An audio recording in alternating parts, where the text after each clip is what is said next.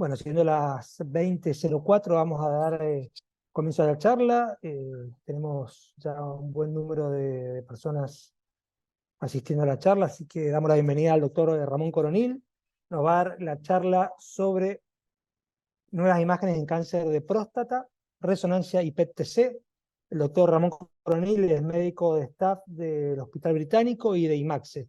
Ya tuvimos la suerte de tenerlo el año pasado y bueno, nos acompaña nuevamente en esta sesión, así que le damos la bienvenida, le agradecemos, doctor, muchísimas gracias por compartir este tiempo con nosotros, tu tiempo y tus conocimientos. Lo dejo en tus manos. Gracias, Matías. Gracias a todos por la invitación. Bueno, voy a compartir pantalla. A ver. Ahí está. Bueno, me imagino que todos pueden ver la clase y escucharme bien. Voy a tratar de ir... nada, estábamos hablando antes de comenzar ahí entre nosotros. La clase quedó un poquito larga. Voy a tratar de ir lo más rápido posible, sin apurarme mucho, ¿no? Obviamente, para que entren los dos temas. La vez pasada habíamos hablado un poco de resonancia magnética de próstata. La idea es contarles algo nuevo de eso y terminar con algo de PET para tener un pantallazo general del tema. Y bueno, después así tenemos tiempo también para las preguntas. Así que bueno, arrancamos. Esta diapositiva inicial es una especie de pantallazo general de cómo está la actualidad de los métodos de imágenes para la valoración del cáncer prostático, ¿no? Tenemos la resonancia magnética, fundamentalmente para la evaluación tumoral, el PET-TC, hoy por hoy lo que está más en uso y tiene más popularidad y donde hay más artículos, etcétera, es el PSMA, con el radiofármaco PSMA, fundamentalmente para la estatificación ganglionar y metastásica, la reestadificación tras una recaída bioquímica, y también les voy a hablar un poquito de la evaluación tumoral, o sea, valoración del T con PET, que es algo medio nuevo y que me tiene bastante interesado porque hemos tenido algunos casos puntuales últimamente con respecto a eso, y algo de imágenes integradas. ¿Cuál es el rol de la fusión PET-resonancia, ¿no? Con un equipo híbrido o con dos equipos con fusión posterior? Vamos a ver un poquito de eso también. Bueno, empecemos con resonancia magnética. Las indicaciones generales las hemos visto varias veces y ustedes las conocen muy bien, ¿no? La resonancia magnética prebiopsia o ante una biopsia negativa y un PSA en aumento. Los pacientes con vigilancia activa, dentro del protocolo de vigilancia activa, en planificación terapéutica de distintos tratamientos y recaída bioquímica. Voy a hablarles un poquitito de cada una de estas indicaciones y haciendo un poquito de hincapié, sobre todo en vigilancia activa, bueno, un poco de todas. Así que empecemos rápidamente. Esto ya lo hablamos la vez pasada, pero para que lo tengan presente. Por un lado, la valoración de pacientes que tienen una biopsia previa negativa y un PSA en aumento para descartar la presencia de lesiones anteriores. Alrededor del 70% de las lesiones de los cánceres de próstata se ven en la zona periférica, un 30% en la zona transicional, y de ellos un cierto porcentaje se ven en los sectores más anteriores de la zona transicional, siendo, como ustedes pueden ver, de difícil valoración por la biopsia transrectal. Y a su vez, el rol que más le quiero promover y que me parece que es más útil, donde es más útil la resonancia magnética, es previo a la biopsia, como una herramienta de estratificación de riesgo, es decir, como una herramienta más para establecer la probabilidad de que ese paciente tenga cáncer prostático. Para esta indicación hay nivel de evidencia amplia, ¿no? Nivel de evidencia 1A, ensayos clínicos aleatorizados, prospectivos, múltiples ensayos. Se puede omitir de manera segura un 30% de los pacientes que estarían con indicación de biopsia solo por PSA. Y para que tengamos una idea, de 100 pacientes que tienen una resonancia magnética negativa y aún así se biopsian, 74 van a haber tenido tejido benigno, 18 un Gleason 1, o sea, una enfermedad no significativa, y solamente 8 un Gleason mayor o igual a 2. Pero la verdad es que esta indicación o este motivo de estudio de la resonancia magnética prebiopsia en Argentina, por lo menos, todavía no ha adquirido mucha popularidad ni mucha indicación, fundamentalmente porque no estaba en las guías y era muy difícil de ser aprobado por los auditores y por las obras sociales y prepagas. Pero la verdad es que la última guía de la Sociedad Argentina de Urología lo pone como indicación. Hoy por hoy hay evidencia que lo avala y hay evidencia de nuestras sociedades que lo avalan. Hicimos este pequeño trabajo retrospectivo, a ver si la cámara tapa el número, ahí está, de 180 pacientes, de los cuales 60 más o menos fueron biopsiados por fusión del 2020 al 2023, pacientes realizados donde se realizó la resonancia magnética, y en relación a esa resonancia magnética se tomó la decisión de biopsiar o no. De esos 180 pacientes, 93, la mitad, tuvieron un PIRADS 1 o 2, 20 pacientes un PIRAD 3 y 67 pacientes un PIRAD 4 o 5. De esos pacientes, los que tuvieron PIRADS 1 o 2, es decir, esos 93, se biopsiaron solamente el 9,6%. De los que dieron PIRAD 3, como es un PIRAD indeterminado, se biopsiaron el 50% más o menos, y PIRAD 4 y 5 el 71,6%. Y los resultados fueron: en PIRADS 1 y 2, de los 9 pacientes, 8 tejido benigno, 1 un Gleason, un ISUP3. Del PIRADS 3 se dividieron 6 benignos y 5 patológicos. Y del PIRADS 4 y 5, bueno, diversos grados de Gleason, solamente 2 benignos y el resto distintos grados de Gleason, de ISUP 1, 2, 3, 4, etc. Ahí tienen para ver los gráficos. Lo interesante de esto fue que, incorporando la resonancia magnética al algoritmo diagnóstico, hubo una demora de solo 13 días entre la primera consulta y la resonancia, y de 26 días entre la resonancia y la biopsia. Es decir, que hemos podido, con un trabajo que hemos hecho de manera bastante específica, incorporar la resonancia magnética dentro del algoritmo diagnóstico de estos pacientes sin demorar la biopsia final. Entonces, en realidad creo que estamos preparados, por lo menos en Buenos Aires y tal vez en las ciudades más grandes, para eh, agregar la resonancia magnética en el protocolo de estudio de estos pacientes. La resonancia magnética, a su vez, tuvo un valor predictivo positivo del 96% cuando se tomaba ISUP como ISUP 1 en la referencia, y del 68% con ISUP 2, es decir, ya enfermedades que se llaman clínicamente significativas. Al mismo tiempo, la resonancia magnética tiene un rol en la planificación terapéutica. No solamente de la biopsia por fusión, sino también para delimitar los contornos tumorales en la radioterapia, como les dije, para la biopsia por fusión, para los tratamientos focales, donde vamos a encontrar la lesión y posteriormente vamos a hacer la ablación de un tejido puntual. Después vamos a repasar un poquito de qué se trata, y también para la valoración prequirúrgica. Pero yendo puntualmente a la valoración prequirúrgica, quiero hablarles un poco de esto porque parece que es un tema que está empezando a ganar popularidad. Pasó de utilizarse en un 3% de los casos a casi un 30% de los pacientes. Se sabe que disminuye los márgenes positivos y las transfusiones a 30-90 días, y obviamente que cumple un rol muy importante el PIRADS, el contacto con la cápsula, el estadio tumoral, etcétera. Hay cambios en la metodología quirúrgica que van de un 20 y 25 a un 40-45% de los pacientes, así que ya es conocido que es muy útil la resonancia magnética en los pacientes en los que se decide realizar una prostatectomía radical. Ahora, ¿qué tenemos que hacer nosotros como radiólogos? ¿Qué información tendríamos que decirle al urólogo? Bueno, hablar un poco de extensión extraprostática, la relación del tumor con las estructuras adyacentes y las metástasis. No sé si ustedes están familiarizados. Habitualmente hay un score de extensión prostática que tiene 3 puntos, que lo publicó Mervilán en la revista Radiology en el 2019, que establece 3 puntos. La verdad que esa no me gusta mucho, esa clasificación, fundamentalmente porque los primeros puntos hablan de una probabilidad del 24%, 25%, es decir, 1 de cada 4. Y si nosotros le referimos al urólogo extensión prostática grado 1, no sé si él entiende el grado de probabilidad de esa extensión. Me gusta más este acercamiento, que es hablar de signos tempranos, intermedios y tardíos, y de enfermedad medible. Es decir, signos tempranos son un contacto con la cápsula más de 15 milímetros en la zona periférica posterior, o más de 20 en la zona transicional anterior. No es lo mismo anterior que posterior. Anterior tiene que ser más de 20 y posterior más de 15, independientemente que el PIRADS usa 15 para toda la glándula. O un abombamiento focal de la cápsula. Esos son signos tempranos. Estos signos intermedios son la disrupción o la irregularidad de la cápsula, como ustedes pueden ver acá en la imagen inferior.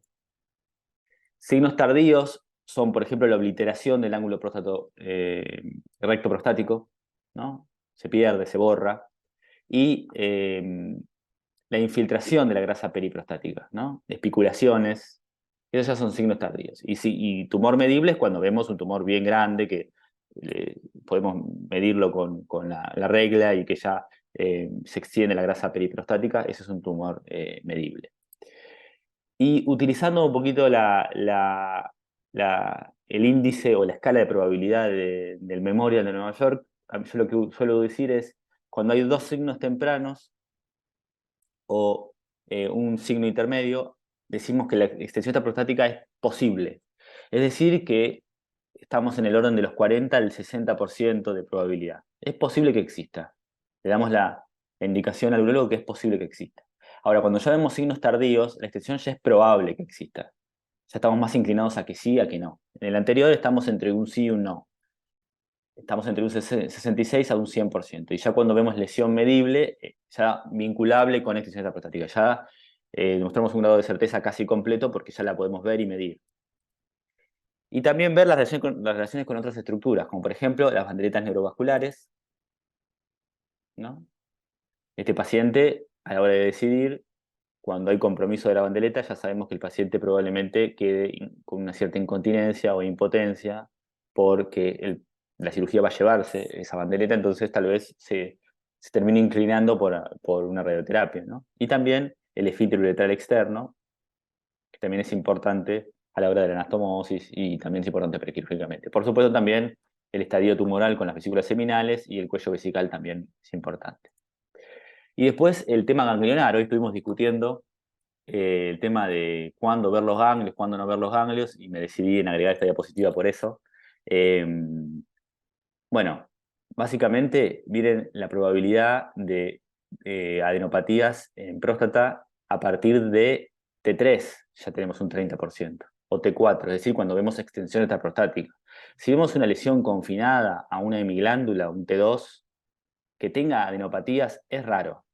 Entonces deberíamos buscarla en estos pacientes donde hay una patología ya amplia, donde tenemos extensión extraprostática de un lóbulo, compromiso de la vesícula seminal. En esos pacientes hay más probabilidad. Cuando vemos una lesión más bien chica, hay muy baja probabilidad de que existan, no quiere decir que no estén, pero es muy baja. Y siempre tomar como referencia en resonancia no ganglios de 1 centímetro, sino más de 6, 7 milímetros. Y quiero puntualizarles un poquito acerca de los tratamientos focales. Estamos haciendo muchas resonancias acá en Buenos Aires. Sé que ahí hay gente de todo el país y de otros países también, así que acá en Buenos Aires estamos haciendo bastante tratamientos focales, no nosotros, sino un centro urológico que nos toma referencia en imágenes.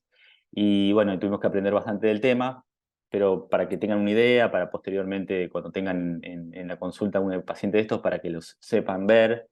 Fundamentalmente hay dos técnicas, la crioterapia y el HIFU, High Intensity Field Ultrasound. La crioterapia se utiliza mediante agujas transperineales y generalmente se tratan las lesiones más bien anteriores. Y el HIFU se utiliza mediante un ecógrafo, un traductor ecográfico, y se tratan lesiones más bien posteriores. Tienen una muy buena sobrevida, libre de enfermedad y una sobrevida global a 5 o 10 años. Todavía no se sabe más, por eso están en duda con respecto a los tratamientos estándar como son la prostatectomía radical y la radioterapia externa, pero muchas veces ya se están empezando a utilizar mucho y muchos pacientes los prefieren por obviamente menos morbilidad, ¿no?, que estos tratamientos. La resonancia establece las indicaciones de estos tratamientos, así como la valoración y el control evolutivo, ¿no? En general se habla de que los pacientes que son pasibles de tratamiento son pacientes que tienen menos de 20 de PSA, un T3A, una extensión extraprostática, pero de un solo lóbulo, no con compromiso de las vesículas seminales, un Gleason 7, y se hace un control a la semana, a los 6 meses y al año. Ahí vemos una lesión anterior y el paciente, la marcamos, y el paciente se hace HIFU y vemos la zona de ablación avascular de ese sector de la glándula. Voy a retomar después el tratamiento focal cuando hable de recaída bioquímica, pero ahora vamos a hablar un poquito de vigilancia activa, donde la resonancia magnética también cumple un rol muy importante. Este es un poquito el resumen del protocolo PRIAS, que es el más utilizado, donde la resonancia modifica los criterios de inclusión de los pacientes, ¿no? No es lo mismo un paciente con una resonancia negativa que una resonancia positiva, con una resonancia negativa o una resonancia en donde la fusión fue por biopsia, la biopsia fue por fusión de una lesión por resonancia. Se aceptan distintos cilindros de la histología y se puede agregar, se puede aumentar un PSA de que normalmente se exige hasta PSA de 10, se puede extender hasta 20, se puede extender hasta 0,25 la densidad. Entonces la resonancia es fundamental dentro de los protocolos, dentro de los elementos de criterios de inclusión. ¿Y cuándo se hace la resonancia? Bueno, cada 3 meses en un escenario medio atípico, que es cuando tiene un tiempo de duplicación del PSA mayor de 10 años, que casi es imposible. Habitualmente se hace anual la resonancia, porque en general todos los pacientes tienen un tiempo de duplicación que no es tan extenso, ¿no? Entonces se hace anual, digamos, la resonancia, y hay 3 cosas puntuales a tener en cuenta: la visibilidad de la lesión, la densidad de PSA a partir de la medición del volumen de la glándula y el precise. La visibilidad, esto ya creo que lo hablé la vez pasada que estuvimos juntos, es un biomarcador de un fenotipo más agresivo, de un componente 4 más predominante, de mayor volumen, mayor densidad celular y vascular, de hipoxia. Que la lesión se vea o no se vea no es menor, ¿no? En estos gráficos vemos cómo, estos gráficos de Kaplan-Meier, vemos cómo los pacientes con resonancia, con lesión detectable, les va peor, ¿no? Tanto en sobrevida global, en metástasis, en recaída bioquímica. Entonces, que se vea la lesión no es menor y siempre habla de un peor pronóstico. Y la densidad de PSA también es muy importante porque mejora la selección de los pacientes. Es un indicio fundamental. Cuando tenemos un paciente con una densidad de PSA mayor de 0,15, ya empezamos a tener muchas chances de que el paciente termine saliendo del protocolo de vigilancia. Y el PRECISE, que es nuestra escala, ¿no?, de estimación de los cambios de resonancia magnética en los distintos controles evolutivos. Fue a partir de un grupo multicéntrico, creo que evaluaron 300 y pico de pacientes. Tiene un valor predictivo negativo muy alto, pero un valor predictivo positivo más bien bajo. Es decir, cuando no hay cambios, le creemos, pero cuando hablamos de progresión, a veces es difícil valorar esa progresión. Y tenemos estos 5 puntos, ¿no? Resolución, reducción, estabilidad, aumento significativo del tamaño, o visibilidad, el 4, y progresión en el estadio, el 5. Esos son los scores de PRECISE, que se colocan junto con el PIRATS, ¿no? Tenemos una lesión que estamos controlando, que es PIRATS 4, y después le agregamos el PRECISE. Ahora, el PRECISE está en desarrollo, digamos, no está del todo maduro. Este es un trabajo que salió hace muy, muy poquito, que habla de todos los puntos flojos, ¿no? No hace la diferenciación de si la lesión es visible o no. Le ponemos PRECISE 3 a veces a una lesión que no es visible. Entonces, la estabilidad que estamos hablando es que no estamos viendo nada, digamos. Seguimos sin ver nada, sería la estabilidad. Al mismo tiempo, no tenemos un score intermedio, donde le podemos decir al urólogo o al oncólogo: seguí controlándolo, pero tengamos cuidado porque hay algo que no me gusta, ¿no? Como el Bosniak 2F, te proponen tal vez un Bosniak 3F. Tampoco tenemos una definición precisa de PRECISE 4, ¿no? Porque decimos, si vemos acá atrás, aumento significativo de tamaño. ¿Cuánto es significativo? ¿Cuánto es significativa la visibilidad?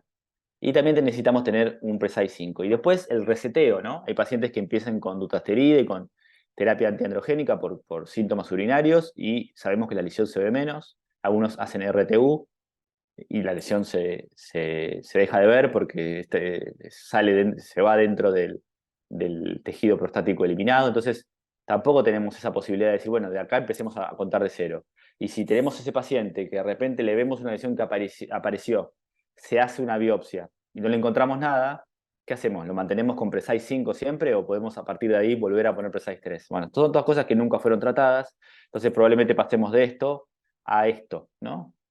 3 puntos, porque la resolución de un tumor sin hacer tratamiento activo es medio rara, entonces hablar de resolución parcial o completa no tendría sentido, eso se quiso sacar del RECIST, pero no tiene sentido acá, entonces tal vez lo más ideal sería hablar de estabilidad de lesión no visible versus lesión visible, como 1A y B, progresión equívoca, 1F, como decir, bueno, sigámoslo un poquito más de cerca, hablar de un expresáis 2 de una progresión cuando tiene más de un 20%, como el RECIST, o un 10% en la caída de señal de la ADC, y progresión del estadiaje cuando, por ejemplo, tenga signos de extensión prostática que antes no tenía. Y siempre hablar de basal, de hacer como un reseteo cuando el paciente empieza a hacer tratamiento hormonal o cuando se hace una RTU, o cuando encontramos una lesión que antes no estaba, y el actual, ¿no? Esto sería lo que probablemente el futuro de la vigilancia activa. Entonces, en este caso, paciente con lesión no visible, mejor escenario, bárbaro, lo seguimos una vez por año, o una cada vez cada 2 años o cada 3 años, como establezca la institución donde cada uno trabaje, y es la situación ideal. En un paciente con una lesión anterior hay un problema y tal vez la biopsia, si no fue por fusión, tal vez no llegó a evaluarla del todo, como vimos anteriormente, entonces ese paciente, repetir biopsia con fusión, medio transperineal, y si vemos que está todo bien, seguirlo como se debe.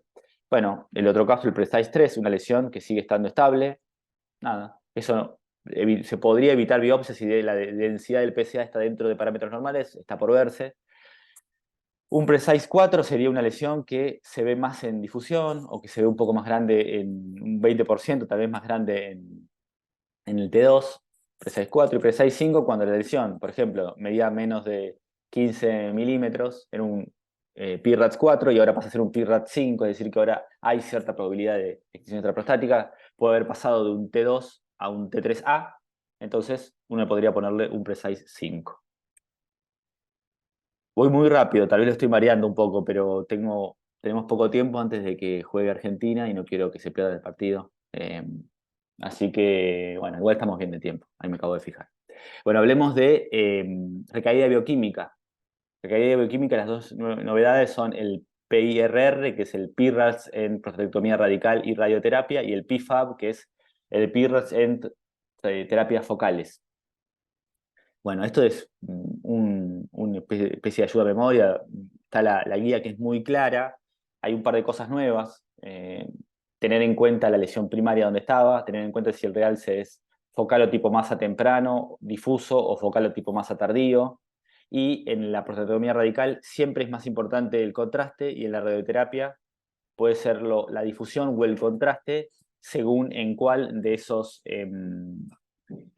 esas dos secuencias se vea mejor, ¿no? En prostatectomía radical vemos primero siempre el contraste y en radioterapia vemos el contraste y la difusión y la que se vea mejor la tomamos como secuencia dominante y la otra como la secuencia decisiva, digamos, que nos ayude a, por ejemplo, pasar de un 4 a un 5. Un par de ejemplos, bueno, se probó ese tipo este tipo de score en campo, digamos, y ha tenido una buena performance.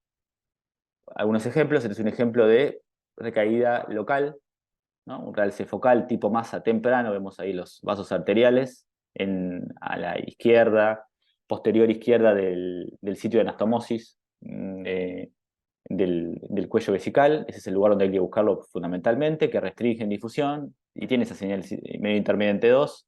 Ahí tenemos un grafiquito para que vean, este es un 4. ¿Por qué? Porque no contamos con dónde estaba la lesión original. Si la lesión estaba apical izquierda, ya le podemos poner un 5. Y en este caso, ¿no?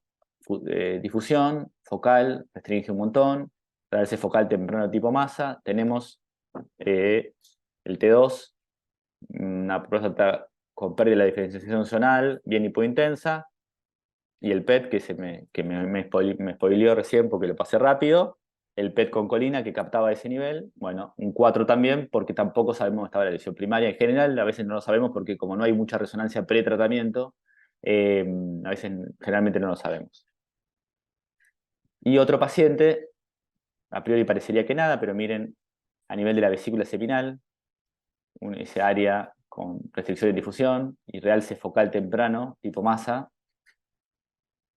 Ahí pueden ver el resumen de las imágenes. Y como capta también una recaída medio rara, ¿no?, en la vesícula seminal. Y bueno, este es una especie de situación, digamos, mezclada, ¿no? Un paciente que en febrero de 2022 tenía 1.7 de PSA, que tiene esta lesión focal, ¿no?, tras hacer radioterapia, que capta con el PET, y miren cómo está el tratamiento focal de esa lesión, ¿no? Y eso nos da el paso para hablar del PFAB, o sea, la valoración de pacientes con tratamientos focales y sospecha de recaída bioquímica. El PFAB es bastante más, si se quiere, sencillo. Primero pone el contraste y después pone la difusión y establece 3 puntos, ¿no? En el PFAB 1 continúa con el control, el 2 hace una correlación clínica, laboratorio, etc. Y el 3 pasar a la biopsia. ¿Y qué es lo que modifica esto? Y bueno, lo que tiene en cuenta esto es si el realce es lineal y no en el sitio original del tratamiento focal, o más bien focal y en el sitio, digamos, y temprano y en el sitio donde se hizo el tratamiento focal. Entonces vemos este ejemplo, ¿no? Vemos el área de ablación, está la próstata hinchada con el área de necrosis, digamos, y, y vemos este realce homogéneo, difuso. La próstata pasa a tener estas características al control al mes, así que eso es lo que habitualmente vemos, al control al año, digamos, también, y no pasa nada. Pero a veces vemos estas áreas de ablación y en los controles aparece justo en el sitio de ablación nódulo focal con restricción, entonces un PFAB 3, ¿no? Más o menos es como la misma música, pero en distintos escenarios, digamos, siempre hacemos medio lo mismo. El T2 pasa a no tener un rol y tomamos difusión y contraste. Y en tratamientos focales, en radioterapia externa, en prostatectomía radical, el contraste casi siempre es muy útil y la difusión más o menos.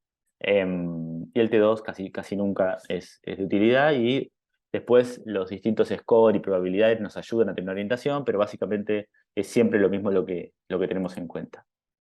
Otro caso, que se hizo ambos procedimientos, viene de la lesión focal, se hizo crío, a pesar de ser posterior, se hizo crioterapia, vemos el área de ablación, recayó en el mismo sitio, PFAB 3, miren la imagen nodular con restricción en difusión y realce, y se hizo HIFU en ese sector. Y veremos cómo evolucionó después, en algún momento cuando vuelva a la consulta.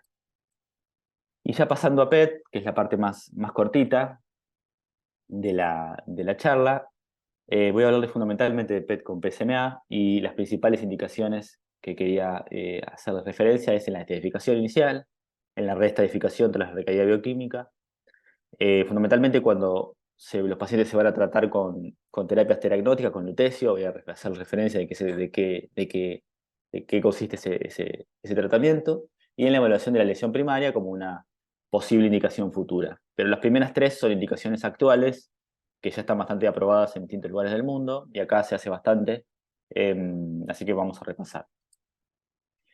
Bueno, primero y principal voy a hablarles de PSMA, pero hay un montón de radiofármacos que juegan distintos roles, o han jugado distintos roles dentro del cáncer de próstata. El FDG, que todos conocen, la colina y la fluciclovina, que lo que traducen es replicación celular, la colina como sustrato de la membrana celular y la fluciclovina como un análogo de aminoácidos. Pero voy a hablarles fundamentalmente del PSMA, que es el radiofármaco que tiene más importancia hoy por hoy. El PSMA es una glicoproteína de membrana, que es la folato hidrolasa o la carboxipeptidasa, que está expresada en 100 o en 1000 en el cáncer de próstata versus una célula prostática normal. No es única del cáncer prostático, sino que se ven en un montón de tejidos normales y patológicos.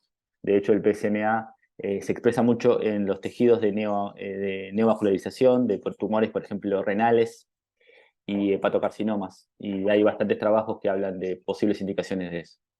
No hay un solo radiofármaco de PSMA, sino hay múltiples variantes. En el país contamos fundamentalmente con galio y con flúor, o sea, galio 68 PSMA, que estamos acá, 11, y flúor 1007. El flúor 1007 tiene como ventaja que tiene menos secreción urinaria, por lo cual potencialmente permite volver mejor el lecho prostático. De todos modos, la mayoría de los centros hacen una adquisición temprana para valorar el lecho prostático. Y el flúor 1007, bueno, tiene esa ventaja, como les decía, de que la nota de transcripción renal puede valorarse, pero bueno, en el caso práctico, la verdad que si es un protocolo dirigido no tiene tanto rol. Sí tiene como desventaja el flúor, que tiene múltiples hallazgos falsos positivos, captaciones focales en costales, que terminan no siendo nada. Pero bueno, en general han demostrado todos un mismo rédito diagnóstico. Cuanto más Gleason, mayor captación, salvo los Gleason 5, muy desdiferenciados, que tal vez no captan tanto, pero grado de Gleason 1, 2, 3, 4, a mayor grado, mayor captación. Em, los, eh, la expresión de esta proteína está regulado por los receptores androgénicos, ¿no? Así que van a variar la captación de acuerdo a las drogas las drogas hormonales. Y también se ha demostrado una importante variabilidad interpaciente e intrapaciente, es decir, intralesional. Algunas metástasis, por ejemplo, las hepáticas suelen captar menos, y a veces hay pacientes que tienen algunas adenopatías que captan y otras que no. Digamos. Hay también heterogeneidad entre pacientes y entre las mismas lesiones de los pacientes.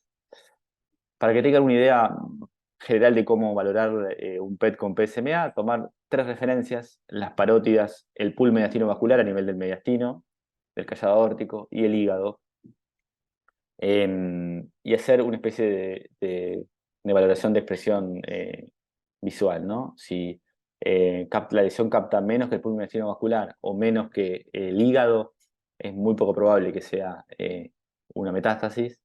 En cambio, si capta más que el hígado y sobre todo más que la parótida, la probabilidad ya es muy importante.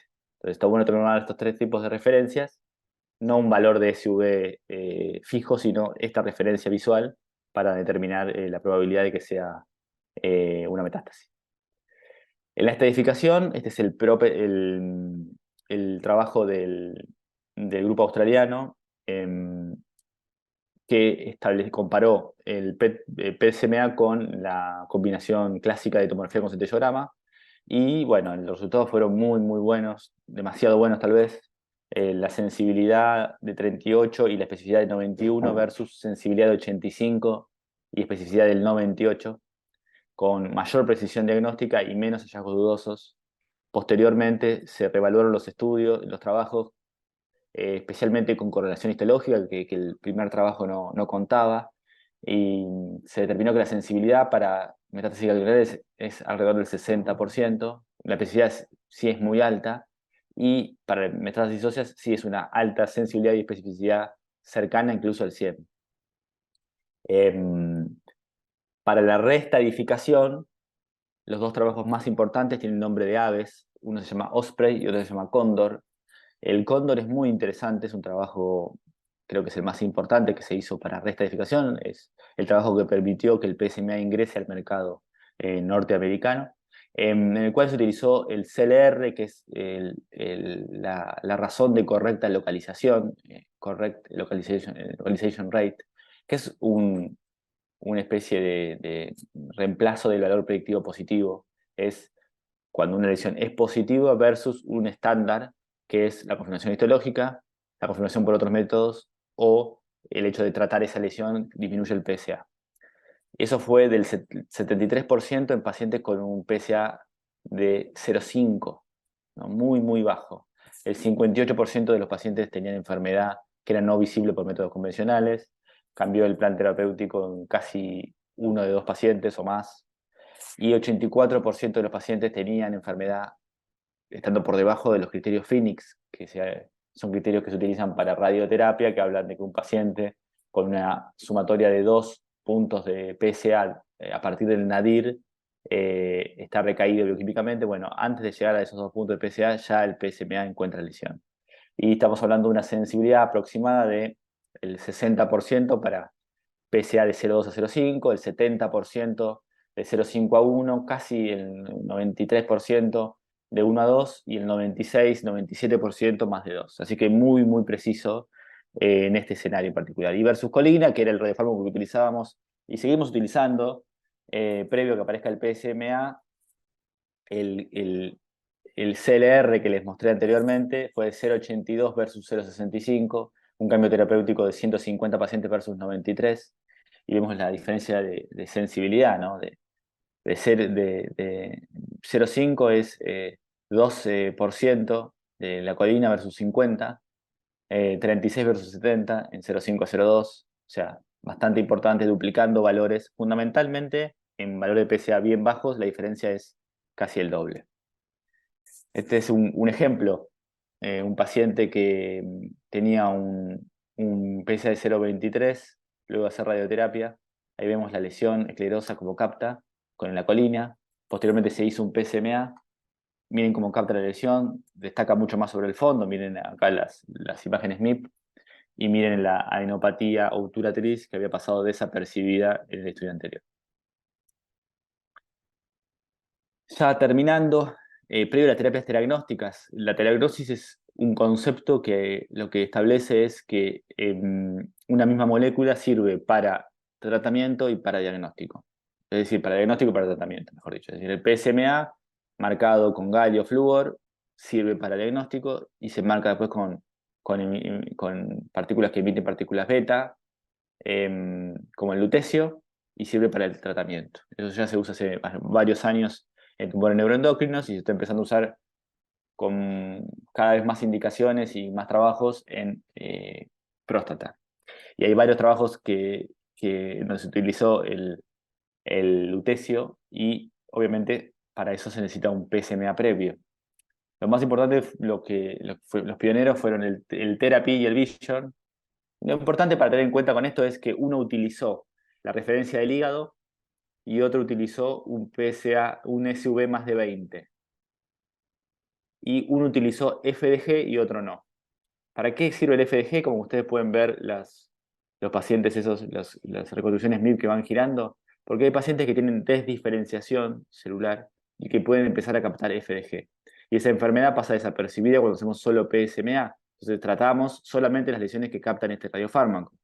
Entonces, para seleccionar mejor los pacientes y que los pacientes a los que le vamos a hacer el tratamiento les vaya mejor, se le agrega un PET con FDG para descartar lo que se llama mismatch, es decir, lesiones que captan FDG y que no capten PSMA.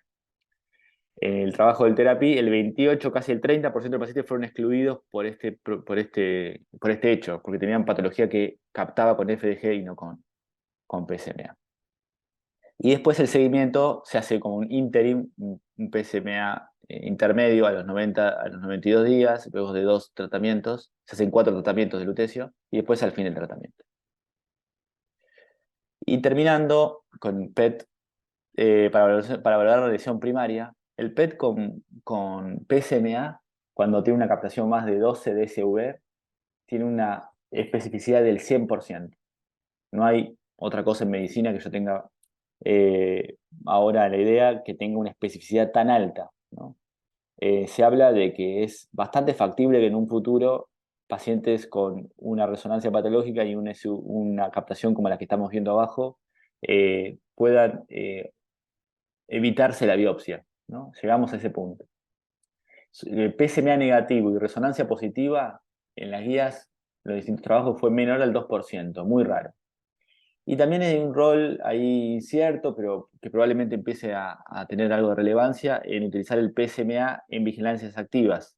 En pacientes que vemos que aumenta el PSA, que los biopsiamos y no encontramos la progresión, y que la resonancia es negativa. ¿Qué pasa con este paciente? Bueno, se descubrió que con un PSMA, en estos pacientes que tienen una densidad de PSA más de 0,15 y una biopsia y una resonancia negativa, el PSMA sirve para encontrar focos ocultos por la resonancia, fundamentalmente lesiones con un patrón cribiforme que la resonancia no logra ver bien, y tal vez ir a buscarlos y encontrar la progresión de los pacientes.